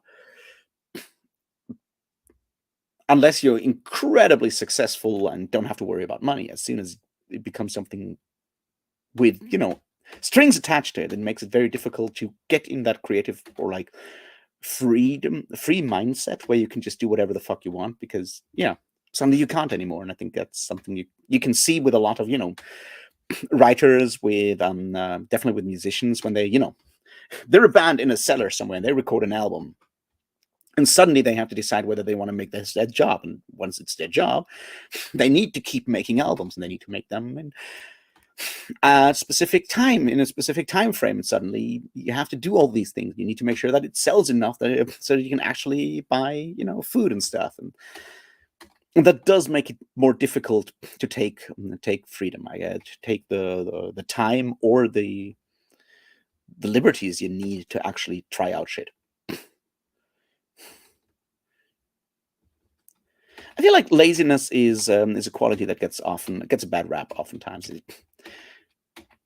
Laziness is the driving force behind most most inventions these days. Like, I don't want to do this. Can I come up with with something that will do it? It's like, at least like when you do computer programming, I feel like computer programmers are fundamentally lazy. It's like, yes, I could do this by hand, just calculating this by hand, or I'll sit here for like 3 days and write an algorithm that will do it in like 10 seconds. I would have probably been faster the other way around, but doing the actual task is so boring, and I'm too lazy to do that. So I'll spend more time to create a machine that can do the same thing. Ideally, that machine can also do other things, and then everyone profits afterwards, because you have made a machine that can do amazing things. But the driving force was someone not wanting to actually do, I don't know, copy 1,000 cells from one side of a table to a different side of a table or something like that. And so like, yeah, this should be easy.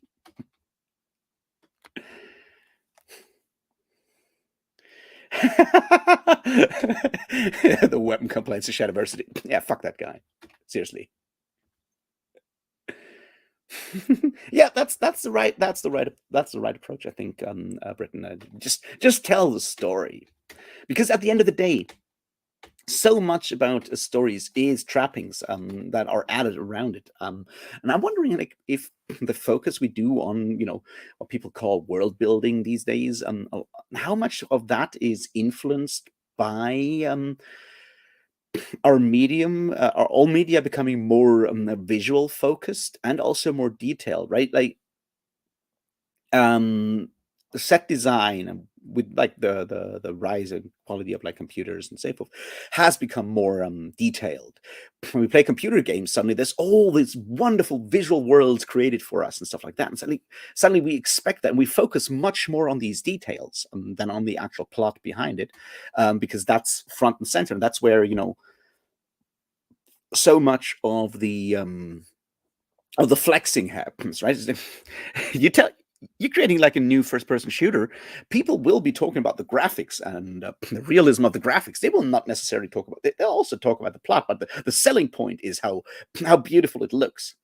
And I think sometimes that translates or comes back to the written word as well. It's like, how beautiful is your world? People talk, call world building in Wheel of Time good, and I think it's shit. But what what Robert Jordan does, and I don't want to take that away from him, is he does add a lot of visual detail to some of his like different cultures. And yeah, and those guys over there, they have like these different stripes on their shirts, because the more striped the shirt, the more powerful and noble you are, and shit like that. And he comes up with these ideas. They're never like fully, incorporated into like an actual culture or anything of the sorts.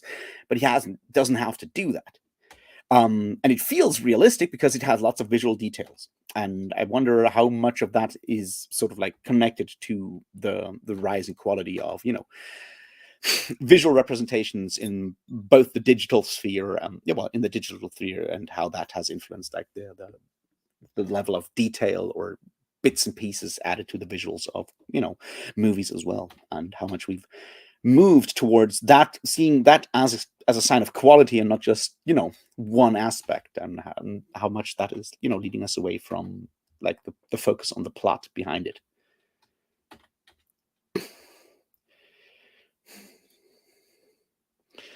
um I don't know if that is necessarily true, Price of Iron.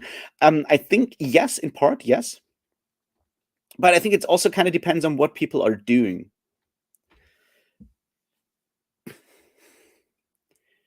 Like, I mean, see, the world building in the Malazan Book of the Fallen, for example, is incredibly well done. It's nuanced, it's layered, it works out really well. But those people, like Cam and Steve, that being Esselmont and Erickson, they spent like a decade playing with that world without writing novels. So, and now they're writing 24 novels. So, like, spending all that time on the world building pays off.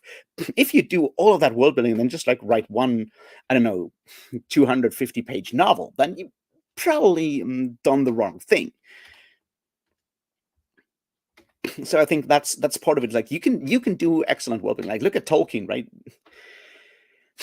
Um, the amount of world building J.R.R. Tolkien did not impact the quality of Lord of the Rings as a novel. And I mean, obviously, there's people who don't like those books. That I think, in general, they are incredibly well done for what Tolkien was doing at the time. So that I think there are examples you can find where world building worked out really well, but I do see that that with a lot of contemporary writers, a lot of time is spent in world building because that's the stuff that is easily um, picked apart by people on the internet and in discourse. So much book discourse has been turned into stuff about magic systems and world building, and not necessarily about plot, because we've created this entire vocabulary that we don't really do anything with, but we throw out all of these words, and world building and magic systems are easy to pick apart in that way, whereas like talking about like actual sentence structure, or talking about different ideas in plots and so forth, and how certain themes are developed and so forth, that's more difficult to do. Whereas picking apart world buildings, I go, oh, this culture doesn't make any sense. That's easy. Talking about how the armor was wrong is much easier than figuring out whether the character's motivations made sense and so forth. And I think that's part of like that weird.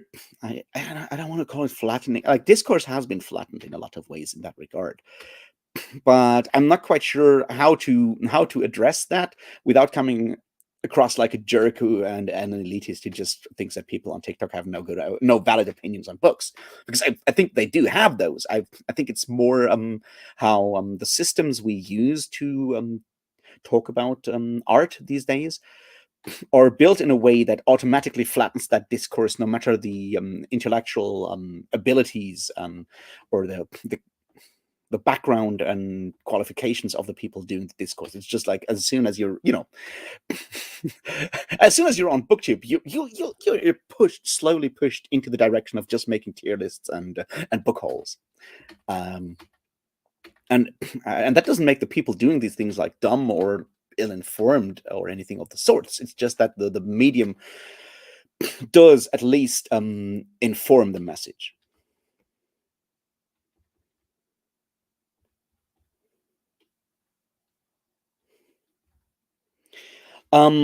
Yes, Price of Iron. I do agree that world building can be counterintuitive to narrative. I don't think it has to. There's obviously ways of doing that work, but the point is, that's a philosophical idea, I guess. In ways like you look at our world, which is obviously built fairly well, like when it comes to like terminology of world building. I'm not going into Leibniz ideas of best of all possible worlds kind of stuff here, but like if we look at the idea that like our world is very realistic, it's well built in a world building sense, but that doesn't necessarily mean that we have great stories happening in our world. We have pretty fucked up shit happening all the time, but those don't necessarily make for good narratives. So I think the Terry Pratchett approach of going like, well, narrative causality is one of the fundamental rules of the Discworld universe, means that Discworld stories are built into how the world works, because the world works how a world should work if stories were good, if stories were real. You know what I mean? So I do see that that thing that you may mean there about with like those two things not necessarily working well together, and I do believe that it is. You don't have to make it as explicit as Pratchett, but I think it makes sense to build your world in a way that it enables good narratives, and I think Tolkien does that because he's creating a mythical world, and like a mythical world is a world created through stories, and thus stories work in that world in general. They may not be, incredibly original stories, but they're certainly stories that work, and I think that's something that, yeah, happens in Middle Earth in a way that other fantasy writers that have a different approach and just try to copy the effect of Tolkien don't necessarily achieve.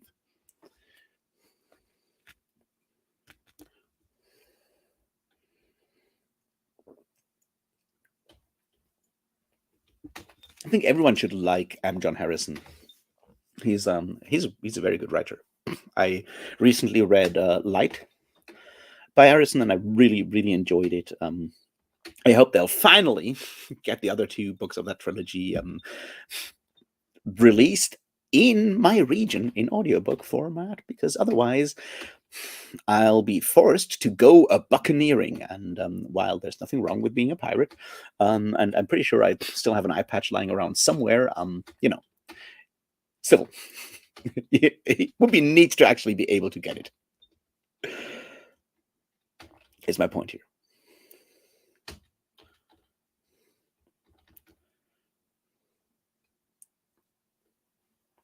Yeah, right. Light is really good. The things he does with Light are really interesting. I did really appreciate that. And he's done some very interesting things. I want to read his The Sunken Land Will Rise Again, which is apparently him writing about Brexit, and that should be interesting. So that's something I'll definitely be reading in the near-ish future by John Harrison. Maybe I'll even make a video about it. Who knows?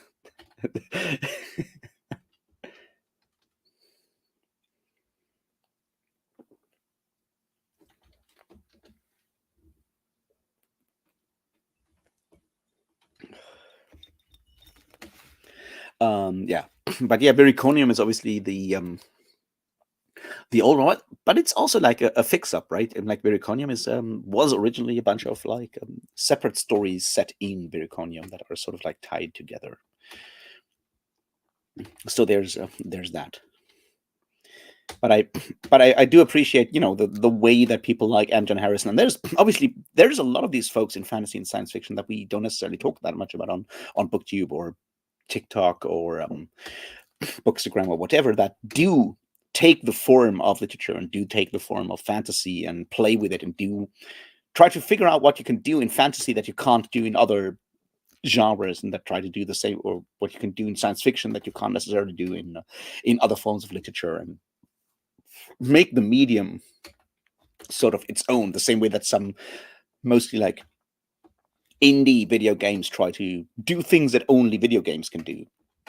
And I think that's sort of like the important step when art or art forms come into their own, because usually when you start out with art, like when you start with like movies or whatever, they start out as replicating some another art form. Like old movies oftentimes either replicate just photography or replicate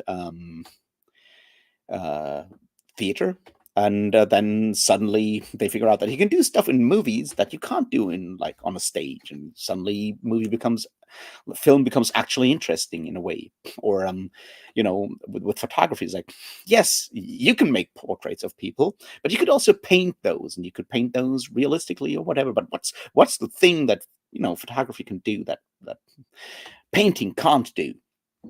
And obviously it's like the focus on specific details that maybe the human eye can't otherwise actually perceive, when you use all kinds of different lenses to get like super zoomed out shots or whatever and stuff like that. And then then suddenly photography becomes its very own thing, or capturing like very specific seconds or moments that painting can't necessarily capture. While on the other hand, painting becomes its own thing more and more by doing things that photography can't do, which is when stuff becomes less realistic, and you get like all the way into like the surrealism and all the crazy shit that happens in, like, say, the end of the 19th century. And I think there's a reason why painting styles become less imitative of reality once photography becomes an established technology and art form.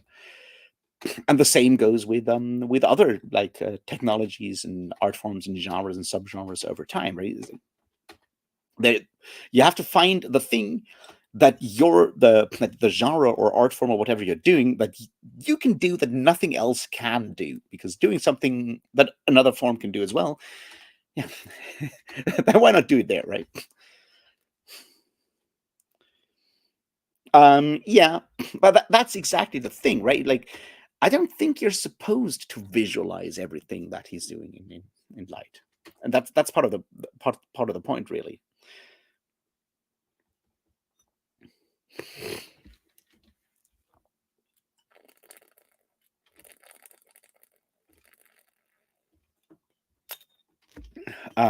So yeah, these are my quick thoughts on the different art forms. I think fantasy is still trying out to find these things that fantasy can do, and it's not telling another hero's journey and just adding a bunch of trolls and dwarves and elves and shit. That's not necessarily what makes fantasy unique. It's certainly the kind of things that you're not, you know, the world building might be part of that, though, in a way. That you know, you can create your own world that is fundamentally different from the world we live in, and that's you know, as China Mieville has said, a very radical idea, because it means you can create a world where things actually work and things are great. You can do that. You're not forced to tell the same fucked up things that are happening on our planet all the time. So there is freedom in that. But yeah, I don't think it's just adding orcs and elves and stuff. And the question is, if world building is all that fantasy has, then I think, shouldn't we just create, you know, role playing game settings and leave it at that? And I don't think that's all that fantasy has to offer. And obviously, you have, you know, the idea of like the eucatastrophe and the stuff that Tolkien ascribes to fairy stories, or the things like the healing, the epic fantasy provides, according to Stephen R. Donaldson, or even political messaging like that people like Michael Moorcock kind of want. You have all of these options, but I'm not sure if fantasy has found its own way in that.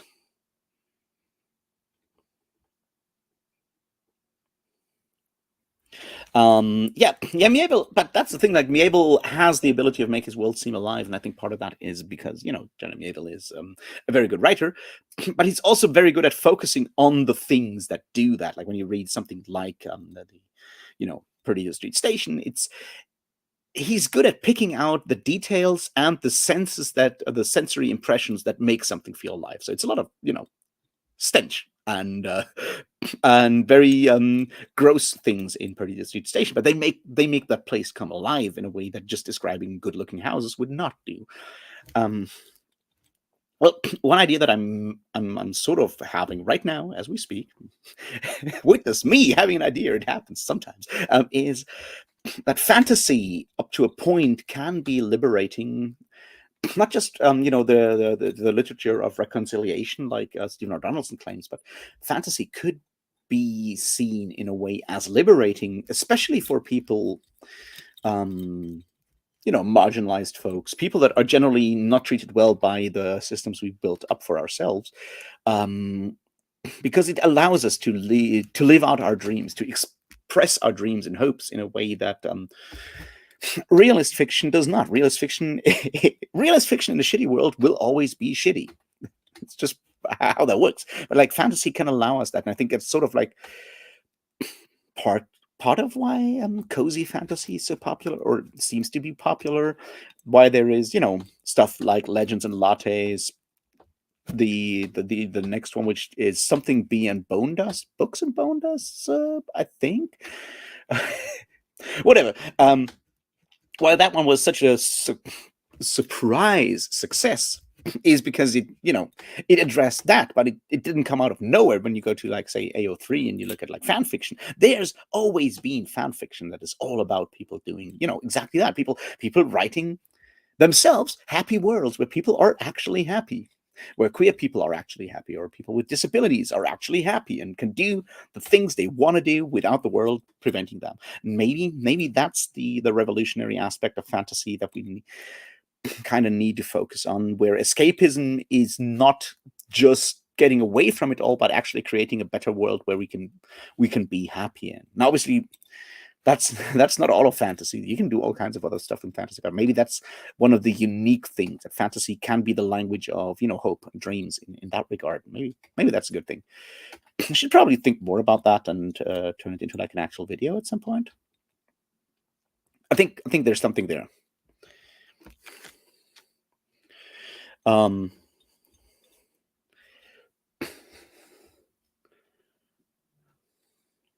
I still haven't read Black Leopard, Red Wolf, but I've read the other books by Marlon James. I've read A Brief History of Seven Killings. I've read the Book of Night Women, and I've read John Crow's Devil. And yeah, Marlon James is very heavy on smells and sounds and tactile impressions and stuff like that. He does use them a lot.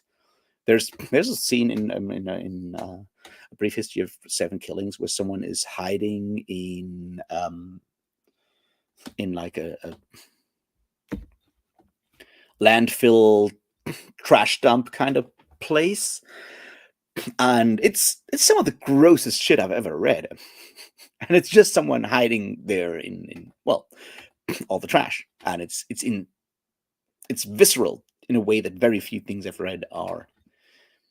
But then Marlon James is just a brilliant writer, and I'm just waiting for The Boy in the Dark Star to come out so I can read the entire trilogy in one go, because that's something I like to do, which is reading series in one go, or reading more than one book in one go. So, which is why I waited for Miniwood to come out before I read Hild. And yeah, I don't know. Go read Hild. It's a fucking masterpiece so far. Also got some really cool things in there. And maybe read the Venerable Bede before. Maybe even go and read Gregory of Tours, who is sort of around at the same time, and writing about the Frankish kings or the Merovingians, depending on how you want to call them, the so-called long-haired kings, which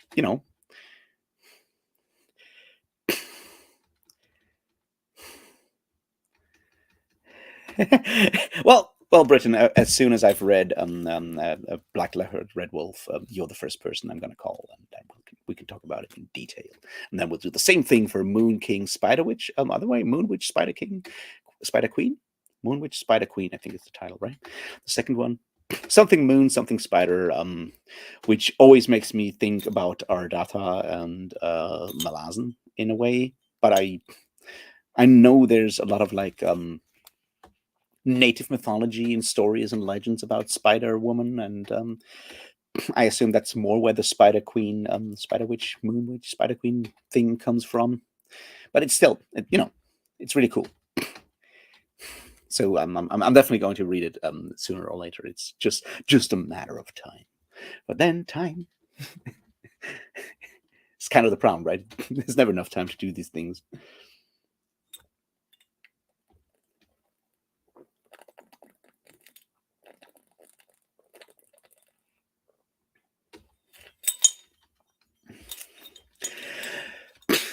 All right, guys. I feel like we're slowly getting to the end. Things are slowing down. People had to go. This will be the last beer for the evening. And depending on how you feel, we can end this very soon, and then I'll just prepare mentally to play a D&D character that is named Sindawe, and that is definitely not because I was reading and rereading The Black Company yet again when I was creating the character. I don't know, 5 years, 6 years ago. I don't even remember when we started that campaign. Yeah. Moonwitch Spider King. Moonwitch Spider King. That's it. Yeah. Anyway, so yeah, I may have named my character after a Black Company character, which is always a good idea. Oh, Jared, yeah, I mean, I'll make a lot of videos on the importance of fantasy. I think it's a subject that is near and dear to my heart. I want to read Rosemary Jackson's fantasy, the literature of subversion first. It's from the 80s, but it's an academic book. Coming at it from a feminist and Marxist lens, and I think it might go in a direction that I find helpful in that regard. I already have it. I'm excited to read it. It's relatively short, but I think it's one of those. When you look at like the history or like the literature about fantasy, you can see different different approaches, different ways of trying to figure out what is fantasy. And there's what's his name, Stefan Todorovsky, who tries to define the fantastic as like this thing where you never quite know whether it's real or whether the magical stuff is actually real or not. But he obviously looks at a very specific part of like mostly 19th century literature when he tries to define what fantasy is. And then you have obviously people like Brian Attebery, however you pronounce that man. People like Farah Mendelssohn, trying to define it in these different forms when she talks about the rhetorics of fantasy, and in that line you also definitely have that more like Marxist feminist idea of like fantasy as a literature of subversion, because it's a kind of subvert reality. And I'm very much looking forward to reading that book. I think it may give me the vocabulary to talk about these things more.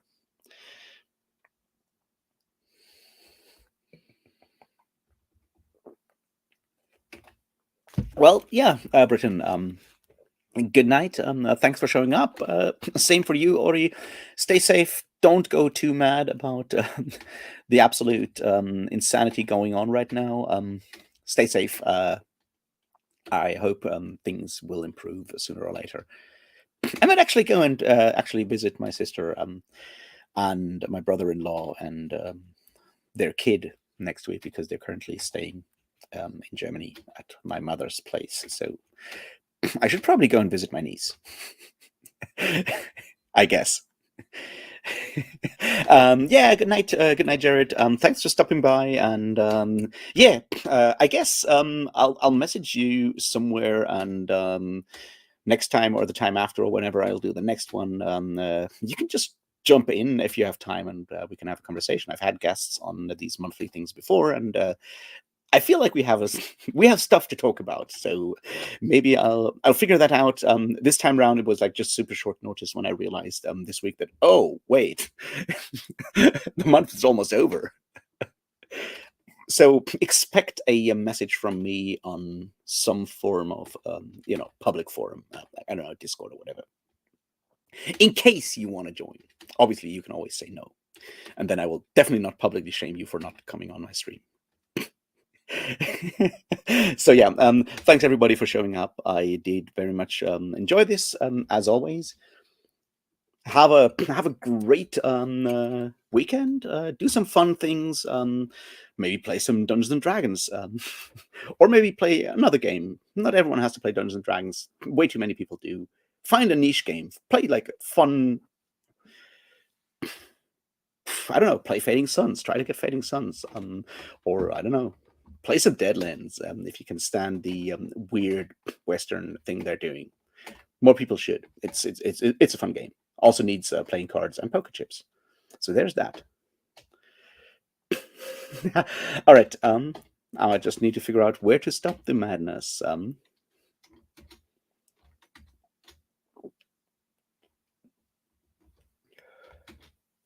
Which I think I can do here. Gods, browsers are complicated. Or I'm just really bad at this.